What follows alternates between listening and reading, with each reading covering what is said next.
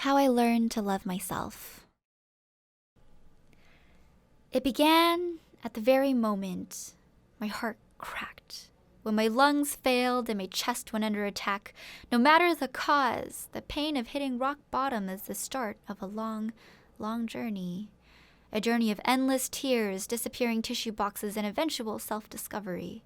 Once, I was told that I have a seed of self-loathing within me. It has spawned from my childhood and grew into this fundamental belief, the belief that I am not a person who's worthy, not of love, happiness, or respect from anyone around me. So, take that and compound it with the shit life throws at your 20s, the way it shreds the core beliefs that made up your identity, the way it steals the love of your life from the future you wanted so badly, the way it brings rumors of assault, depression, and discrimination into your reality. But this isn't about the heartbreak that comes in life. It's about what happens after. So I took a good, hard look at the girl in the mirror. Her smile that once existed had already disappeared. Her voice she once sang with now shakes with fear. Her spirit that moved her forward lost reason to persevere. She had died inside.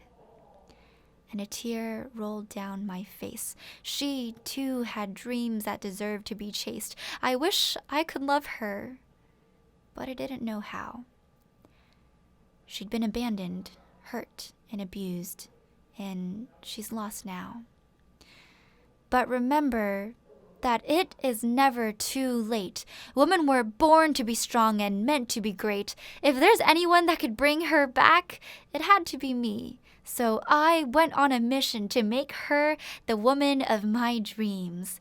I started with the little things like coloring her hair. I surrounded her with friends who I knew really cared. I made her work out at the gym to build her strength outside.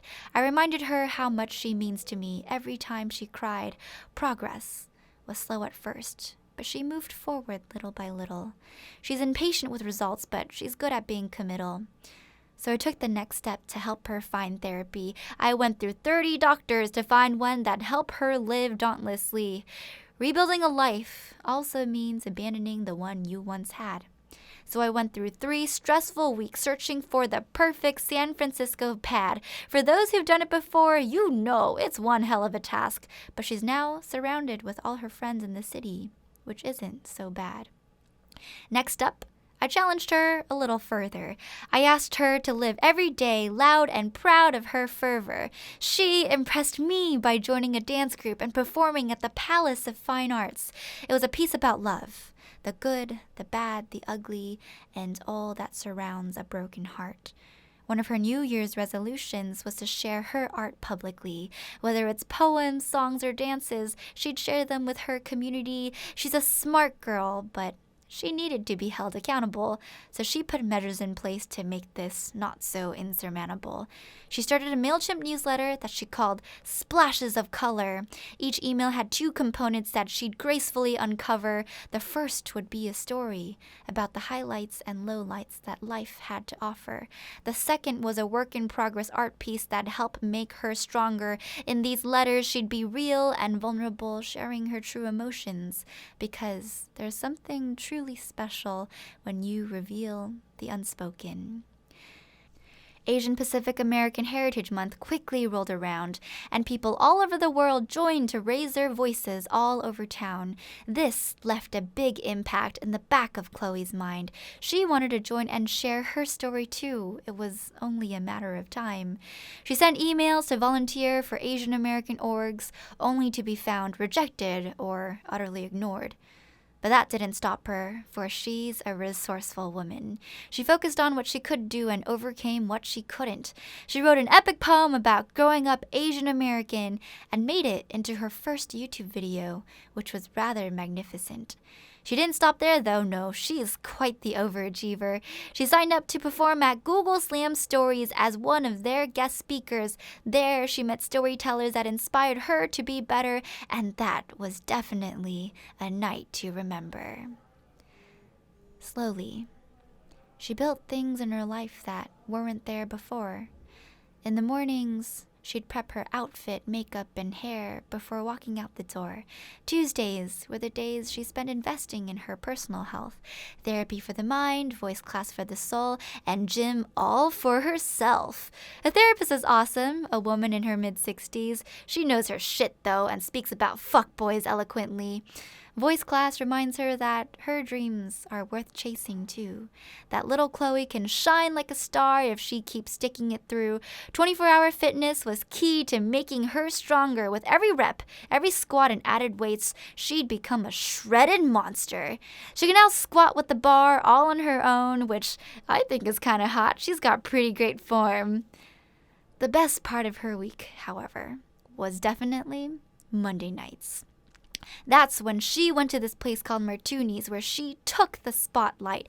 This is her absolute favorite place in the middle of the city. It's an open mic piano bar based on show tunes and Disney. Her signature song was Part of Your World from The Little Mermaid, and she was quickly dubbed Princess Chloe by the pianist, which was a major accolade. Some say that great growth comes from traveling to new places. So she flew out to learn all that she could in multiple phases. First was LA to surprise Mom for Mother's Day. She coordinated with her brothers and walked in to play that one song about the moon and the heart and the love that knows how to stay, the kind you can always depend on since it'll never go away. She then flew to New York to see friends from her past. Those long-distance friendships are hard to keep up, but when you do, boy, do they last. She went a little wild and stayed out past 4, 5, and 6 a.m. But you know what? You only live once, so live with all that you can. She road tripped to Cape Cod to celebrate her friend turning 25 and toasted to this pivotal year, the year we're all meant to thrive. On the side, she's in this nonprofit that took the team to Vegas, where she and other leaders brainstormed on making this next year the greatest. Next stop was Texas to support the Asian American Film Festival, where she learned the stories behind Crazy Rich Asians, which were more than incredible. Then there was Seattle, where she went all out to meet all the people in industry. She even ran out of business cards since she networked so viciously. For 2 weeks, she stayed in LA for back-to-back business meetings. Every day, she challenged herself to speak up and own all the business dealings. Honestly, work has been tough since we've been growing so fast. But she kept herself rooted in her vision, since that's the stuff that lasts. She's hit crazy milestones like bringing traffic that broke the site. She brought in creators that moved our hearts with absolute delight. As fast as we were moving, celebrating every win had to be prioritized because team culture is something she'd never be able to compromise. I'd really have to write a whole new poem to show how much she's grown at the company, but she's now learned to speak up, stand her ground, and share her thoughts courageously. The last question I had was, how is your heart doing? Can you breathe again, feel free again, and find love worth pursuing?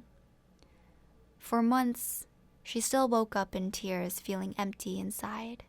She'd been a warrior, though. What else could she have tried?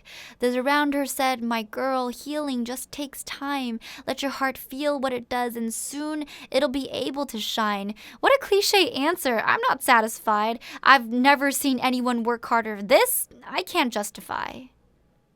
But what could we do? I guess just let time take control. Focus on things in our lives to help fill our souls.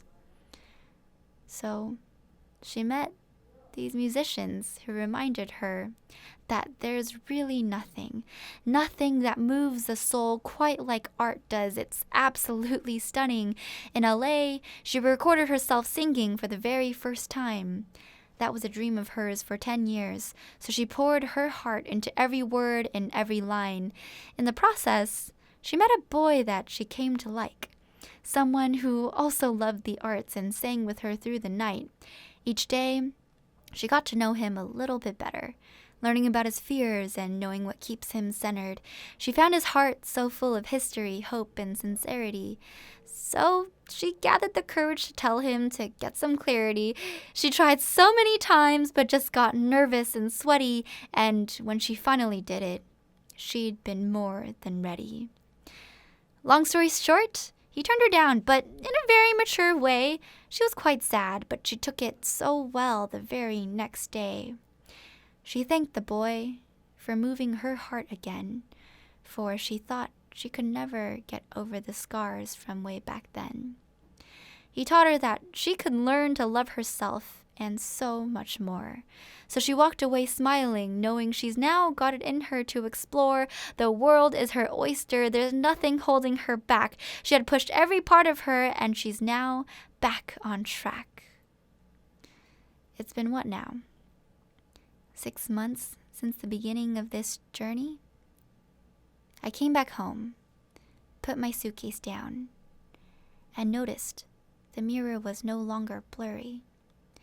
I stood there, and I saw a woman who I haven't seen in a very long time. Her eyes sparkled, her smile gleamed, and her strength shined from the mountains she's climbed. She glowed with this light of the future that she was empowered to design, and she whispered to me, "I love you more than anything combined."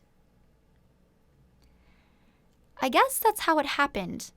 It was just me standing there, feeling so proud and so alive. Without anyone holding my hand, I knew how to live life and thrive. No accolade or validation was needed from anything outside. It came from a place deep in my heart, and now I know in my mind.